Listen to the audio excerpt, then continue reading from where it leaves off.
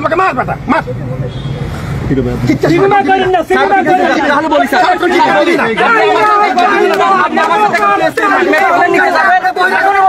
এটি কোনো সাধারণ পথচারীর আচরণ নয়। তিনি ঢাকা বিশ্ববিদ্যালয়ের ৩০তম উপাচার্য, অথচ তার কথা ও আচরণ দেখলে মনে হবে তিনি কোনো রাজনৈতিক দলের অস্ত্রধারী ক্যাডার।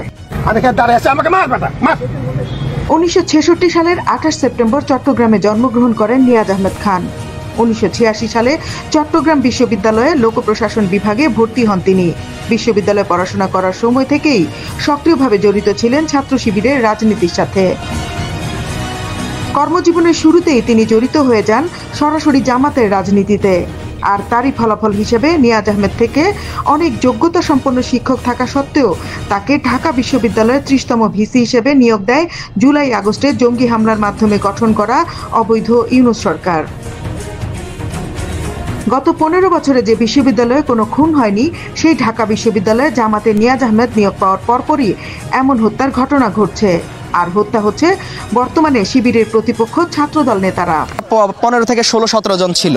আমরা আইন শৃঙ্খলা বাহিনীর কাছে আমরা জোর দাবি জানাচ্ছি যে এটি পরিকল্পিত হত্যাকাণ্ড কিনা সেটি খতিয়ে দেখার জন্য। জামাত সমর্থিত নিয়াজ আহমেদের মতো ব্যক্তিকে ভিসি করার পর থেকেই পুরো বিশ্ববিদ্যালয়ের হলগুলো নিয়ন্ত্রণ নেয় স্বাধীনতা বিরোধী শিবিরের সন্ত্রাসীরা। বের করে দেওয়া হয় প্রগতিশীল সকল ছাত্র সংগঠনকে। এমনকি একসময় রাজনৈতিক সহযোদ্ধা ছাত্রদল নেতাকর্মীরাও কোণঠাসা হয়ে গেছে বিশ্ববিদ্যালয় এলাকায়। আর তারই ফলাফল ছাত্রদল নেতা শাহরিয়ার আলম শাম্মুর এমন নির্মম হত্যাকাণ্ড।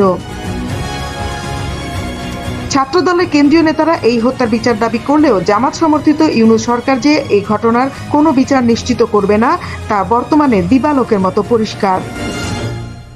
Desk report, বিবাংলা.net।